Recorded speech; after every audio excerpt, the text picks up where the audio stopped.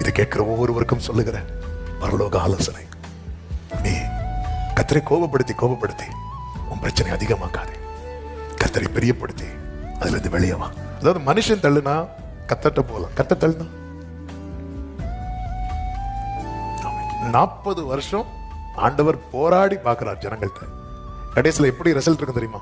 இவர்கள் வழுவி போகிற ஜனம் என்று சொல்லி என் இளைப்பாறுதல் இவர்கள் பிரவேசிப்பது இல்லை என்று கோபத்திலே சுத்தியே அழிஞ்சிட்டாங்க.